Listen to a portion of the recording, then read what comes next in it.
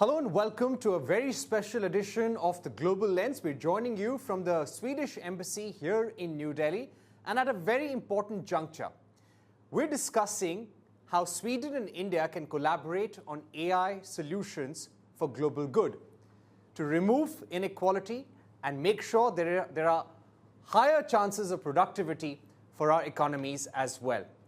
And this is coming just ahead of the India AI Impact Summit, where we will be discussing solutions for the global south.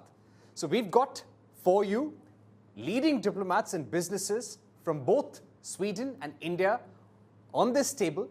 Let me begin with the Swedish ambassador to India. Ambassador, thank you very much for being with us. Give us a sense of what Sweden is expecting from the India AI Summit. It started with the UK, went to Paris, and now India is going to be talking about AI solutions for the global south. What are you expecting? No, I think it's quite symptomatic that we are here. First of all, today we have an official pre-summit event. So we are really gearing up ahead of the summit in February. We have very high expectations. Why do we have high expectations? We have high expectations because India is inviting. It's not only that India is inviting as a representative of the Global South. And not only will the Global South be at the table, but they are actually those inviting. I think that's a very significant thing. So India is showing a leadership. We expect that leadership to come out of the summit also. So we have the participation. And then we have the theme. It's the Impact Summit. And I think that the fact that impact is being let's say, the frame of the whole summit is very important. We have discussed in on previous occasions. You mentioned the events that have already taken place, most lately in Paris. We've discussed the principles for AI, and now we are talking about the impact of AI. So there is more of a human focus applied to the event here in Delhi. I think that's also very important. India is stressing something that we are stressing, leaving no one behind. It's a kind of democratization of AI, where AI is heading. And all this also comes, of course, with things that are very close to our heart, and that is the connectivity aspect. India has had a rollout of all the tools that are needed for the connectivity in a very impressive way. Swedish companies have been part and parcel of that. So these are, I think, some of the significant aspects that we see. And then we, of course, see how will India and Sweden on the road ahead. How can this summit be a starting point also for a closer collaboration when it comes to AI partnerships, driving industrial innovation and application? I think there we see eye to eye very much. Right. And I see around the table we have companies that are active in that, both on the Indian side but also on the Swedish side. All right, so we'll open it up, Ambassador. And Edita, if I were to ask you about Oriflame's experience in India, you've been present in the country for decades now. Give us a sense of the kind of AI solutions you're looking to invest in Sweden and also bring them to India at scale. It's been already 30 years for us in India. And those 30 years were not only about bringing wonderful skincare cosmetics or fragrances, but it was also about building the entrepreneurship spirit when nobody else was talking about entrepreneurs, women here in India. Now we make it even more easy. Becoming entrepreneur doesn't require finishing long, expensive courses because AI gives us opportunity to provide our brand partners with technologies, apps, which are helping them to recommend products, gain knowledge very fast and professional way. So this is something what is extremely important in our business, that AI becomes simple user-friendly, but brings a big change in their lives. Right. Venu, if I were to ask you about Hitachi's experience, you're really bringing energy transition solutions around the world. AI will be a very big part of it. But when we talk about where is India in this race? People are talking about the US-China race in artificial intelligence, Europe, US and China. Some say China is already far ahead. But how does India remain relevant, remain ahead, and what kind of solutions will make sure that India has a leadership position? Absolutely. Thank you very much for this question. And Hitachi Energy has invented several of these technologies in Sweden. And together with the Swedish ecosystem, we brought those technologies at a scale and speed to many of Indian customers. If I give one example to start with, HVDC technology is invented in Sweden 70 years back by us. And this technology today has become a mainstream technology around the world, most sought after the technology for integrating the renewable in that. So Sweden and India has a huge complementary strength in that. Sweden brings a huge amount of original equipment manufacturers, and they also have a domain expertise in that. And India has a scale, the scale of AI, scale of 500 gigawatt of a renewable, and together both India and Sweden can pilot once and implement twice. One in the Sweden's Sweden's sustainable grids, and the second one is in India's growing grids in that. So these, once it is implemented and tested, and these technologies can scale around the world and can be used anywhere in that. I'm really super excited and looking forward in collaborating and bringing these AI-enabled energy technologies to our customers around the world. Right. Sophia, if I were to ask you about investments in artificial intelligence, your climate survey, the business climate survey in India points out that 60% of your businesses in the country want to invest more in India. But how much of that investment is going to come towards AI? Have you been able to do any analysis? And what could perhaps encourage people to see that, hey, this is a country where I want to put maximum amount of money in? Yes, you're right. 60% of the Swedish companies are answering they will invest more in India. We do not have that broken down into the details of AI, but what you can see is significantly amount of Swedish companies have AI competence centers. They already have GCCs built out and are growing. And around this table, you see many of the Swedish companies whose footprint is growing in India. But when we talk about how are we going to market it even more, I think the window of having the AI summit here in India, to echo what the ambassador is saying, I think that would strengthen the Sweden-India corridor. And what we are hoping is now that it will strengthen the Sweden-India corridor within AI. We think one thing that Swedish companies are very good at is industrial collaboration. We have that a lot in Sweden between the large companies, Ericsson, AstraZeneca, SEB, Saab, for instance, working a lot around AI. And we hope to see more of that in India going forward. Yes. Right. Rudra, I'd like to bring you in, and this is especially on the kind of investments that we need in India. If you look at the kind of investments that China is making, or the US is making in artificial intelligence, or even Europe is making, those are far larger. India has committed over $1 billion to the India AI mission. When it comes to securing a stable investment pipeline, how is the ecosystem here in the country, and how do collaborations like India and Sweden together can ensure that there is that steady pipeline for developing trusted AI solutions? Okay. Hi, everyone. Thank you for asking me that question. So, so as an AI startup, we don't look at AI solutions through a sovereign lens or a country lens. We want to build the best solution based on the data available globally. And we want to apply it suitably for various countries. For example, we're planning to open an office in Sweden to build solutions, learning from the best in the world, and learning the best data sets that are suitable for Sweden, for CIOs over there to find, to think at the speed of AI for business. So the biggest challenge in AI today is business has needs. They imagine that AI is the solution for every need, but the IT system below it does not permit data to talk to each other, data to connect with each other, data to bring all the information together, having a single source of truth. So to answer your first question, AI, we don't look at AI through a sovereign lens.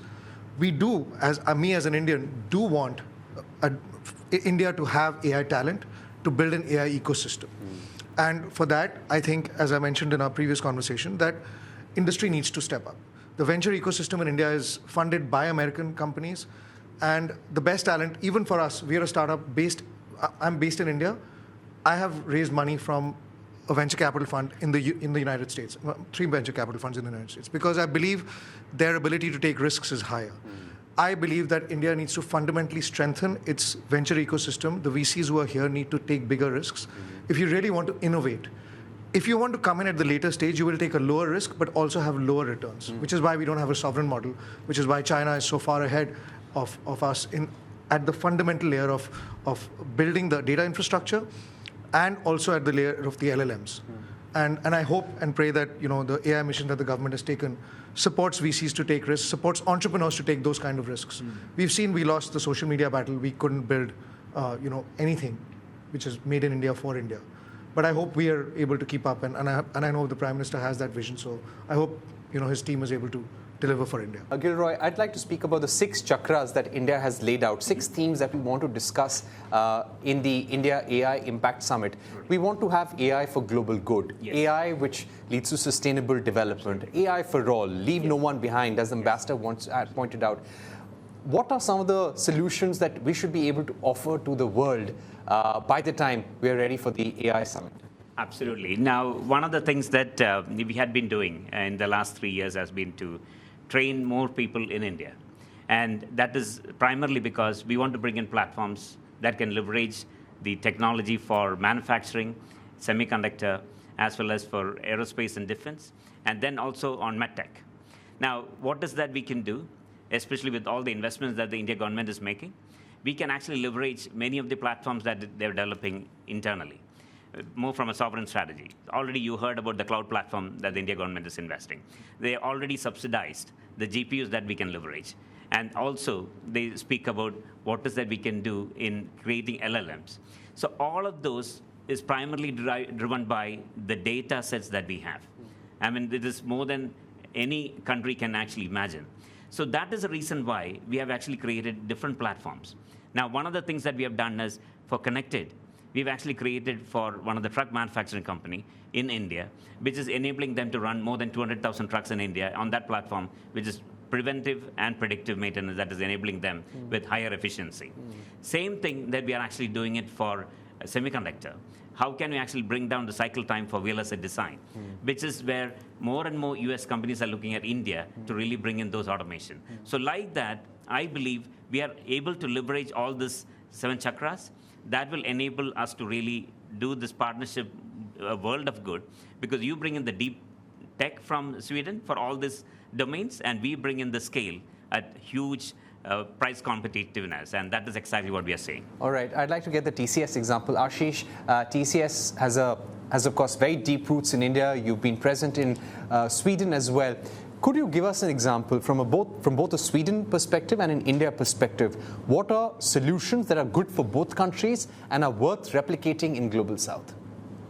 Well, thank you. As you rightly said, we have a unique blessing of being part of the Indian ecosystem and also of the Swedish ecosystem almost for more than 3 decades. There are multiple solutions that are quite relevant for both sides. In Sweden, we have things like the digital identification, which blends seamlessly into banking and critical use cases. We don't have that in India, and it'll be really beneficial to have something like that. That creates trust in everyday business solutions. When it comes to India, the stack that India has built is really modern, is really scalable, and is of the next level, the kind of use cases it enables. So that's something worth replicable or replicating on the Sweden side. Right. All right, we're going to take a short break in this very interesting discussion, but don't go anywhere.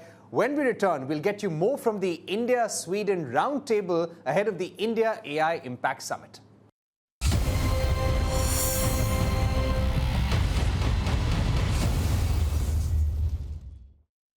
Welcome back. You're joining us on Global Lens, and we're joining you from the Swedish Embassy in New Delhi, where we have diplomats and businesses from India and Sweden to brainstorm ahead of the India AI Impact Summit on what are the solutions that both Sweden and India can bring, not just for our own populations, but for the Global South as well.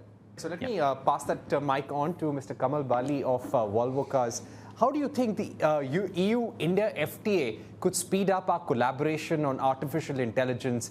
I think everyone sitting around this table has been closely involved with the FTA talks in some way or the other. Your thoughts from an industry perspective? No, I think the FTA is a very forward-looking, I think, statement which both the blocks are going to make. I think it's taken time, but I think it's a very, very important activity, or maybe part of our discussions which have been going on between the two blocks for a long time. So I personally see this FTA bringing lots of new opportunities, whether it is in the area of technology, whether it is in the area of opening new areas of doing business together. So I personally believe that the FTA is going to be a great opportunity for both sides, especially when it comes to technologies like AI and others. I think, but I look at, if I were to look at AI for a moment, I look at AI from a lens of the challenges which the world is facing. I mean, the kind of challenges in terms of inequities, in terms of climate change, in terms of safety, road safety, and other things. And our sector is actually is amongst the once in a lifetime sort of a changes which are happening in our sector. So whether it is connectivity, whether it is fossil-free fuels, all of these are some of the opportunities which we have, and Sweden brings some of those opportunities which India can actually implement. So I believe FTA can be a big push to some of the new technologies, some of the new ideas, especially the kind of trust these two, especially Sweden and India, have between them, to really build on some of those in a very good way. Right. Ambassador, if I were to ask you about the India-EU FTA, things are moving positively. We believe it will get concluded in the next few weeks and well before the visit of the EU president. But when it comes to the chapter regarding future technologies, collaboration on AI, how do you think this FTA is going to help the two countries, also not just in sharing technology, but also with the flow of investments? I think it's going to be a game changer, because if you look at where is the cradle of creativity, it's in small and middle-sized companies. That's where new things are born, then taken on board by giants and bringing the scale to these innovations. And the big change of the FTA, one of the big changes will be for those companies. Just look at the number of companies we have here in India, 300 plus companies. All the big names, all the household names that you have all heard of, and they are here around the table, they're here. Now we will see an inflow of new small and middle-sized companies who will take the step backed by the FTA, and we will see the same thing from the Indian side to Europe. So that is going to be, I think, the big effect, and I see that some countries, Sweden is one of them, if we could receive Indian small startups, smaller companies also coming to us, we could act as a nursery for those companies, and then when they scale up, when they accelerate, they will come back not only to India, but to the global market. All right, so let's get in a view from Volvo Eicher Commercial Vehicles and also from IKEA. If you can move the mic there. Bhagwan, let me also quickly ask you first about what are some of the themes and solutions you are looking out for from the India AI Summit? Thanks, Parikshit. I represent actually what works between Sweden and India, representing an 18-year-old successful joint venture. And in our leadership, we talk about three terms that actually summarize what a successful relationship can be based on. We talk of trust, we talk of mutual respect, and we talk of creating win-wins, right? And that's something that I think we could bring in. Let's take a very practical example here of what we do, right? So over the last 18 years, we are a global hub for the Volvo Group's medium-duty engines. So all medium-duty engines used by the Volvo Group are actually produced here in India, in Pithampur, in Madhya Pradesh, and they find their lives in, whether it be Sweden, the US, Europe, you name it, right? So in that sense, we represent what we would call a good example of make in India for India, but also make in India for the world. But let me come back to your question, a practical example of what could work. You know that the government of India and the Prime Minister has a vision for logistics in the Amrit Kal. And the short-term goal there is to reduce logistics costs as a percentage of GDP into the single digits. This, obviously, the government's making huge investments in infrastructure. The highways are getting better. There are multimodal logistics parks coming in. There's actually an IT stack unique for logistics, right? So all of this is coming in. What do we do, right, as a vehicle manufacturer? So since 2021, all of our trucks and buses are connected. So we collect data. And when we collect data, what do we do with it? AI is used to parse the data, identify, so to speak, uptime critical parameters, and make sure that these vehicles keep running. And when a truck runs, that's when logistics happens. But it's not just that, right? How do you connect it back into your parts distribution center so that when a truck needs a part, it's where it needs it, right? So that downtime is reduced. So I think we can chase this down, whether it be healthcare, where India is a large country, remote locations, resource-constrained environments. How do you kind of make this happen? I think what I'd like to see very much is to understand how we could perhaps during the conference look at use cases across the board. Right, Patrick. Of course, IKEA as a company is investing in artificial intelligence. But if I were to ask you that when you talk about your global investments in AI, how much of that is going towards India? Yeah, we are a furniture company, of course, and if we can improve our customer experience and take smarter decisions, this is really how we see AI coming into play. We also really take the ethics very carefully because we have to see to how our customers and our consumers' data is protected, but also how we, instead of maybe seeing how AI can replace people, it's really about how they can empower people to make better things, right? So in India, we have made a rather big investment just in the autumn, acquiring a India-based, Bangalore-based company called Locus that is doing the last mile service for many companies around the world, but now also for IKEA. It will help us a lot, both to save money, give a better customer experience, as well as really keeping track of where the goods are. So co-workers will have a better experience as well. And this AI solution that then is an Indian company will take across the world. We're also thinking a lot on the green side of AI, which is how do we power all this? And being quite very sustainability focused, IKEA has for a long time invested a lot in wind farms and solar farms around the world. We, for example, have solar on our buildings and so on. But now we've made a large investment in India, investing in a solar farm in Rajasthan that will help us power a lot of the energy that we will use, not only for stores and shopping centers, but also for our AI going forward. Right. Patrick, I'm going to ask you one more question. Currently, the Indian government is proposing a global compact on AI, some sort of regulatory framework or rules of the road that everyone should agree to. What are the pros and cons of that? And why do certain countries, like, for example, US, resist joining such a framework? What's the difficulty around it? In general, when you have global rules that apply for everybody and you create predictability, business is happy. I can't specifically answer why US is not applying to that, but in general, for all businesses, predictability and common rules is the best for overall businesses to flourish. And hence, IKEA as a company would be happy if there are more common rules and common games that we play all together so you can compete really about what you're good at and not being stopped by various regulations. Right. Sophia, do you think that is something that more companies in Sweden would demand, a stable, predictable regulatory environment, not just in India, but somehow a global consensus on how we work with the rules? I think just like Patrick was indicating, I think all companies would love more predictability. Hence, I think the free trade agreement would be very good in the relations of EU and India. I was in Bangalore a couple of weeks ago. I asked 5 Swedish companies, what is the ask of India in 2026? Predictability. That's the one ask.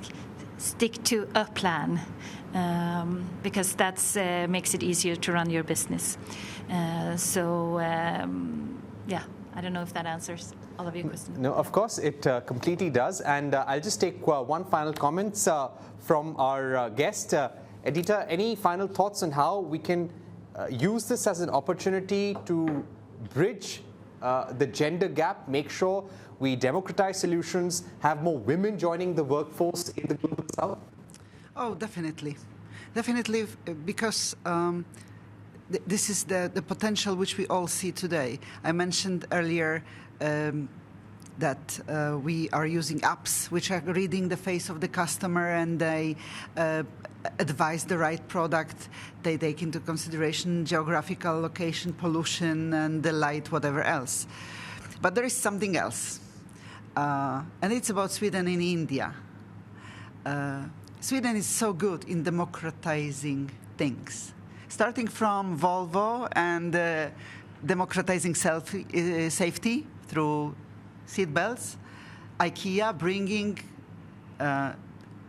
design to our houses, H&M offering haute couture to everybody, democratizing music, which changed the world so much, by Spotify, democratizing entrepreneurship by Oriflame, offering it to everybody every day. I think if this cooperation between India and Sweden will happen, something very good could become the effect of democratizing and scale which India can offer. Great. Thank you so much, ladies and gentlemen, for being with us. Clearly, the Sweden-India partnership will be one to watch out for ahead of the India AI Impact Summit. And Sweden is strongly backing India to make sure that this event is successful and we can come up with some concrete solutions for the future. Thank you very much for joining us here on Global Lens. That's all we had time for on this special edition. Thank you for watching. Goodbye. Thank you.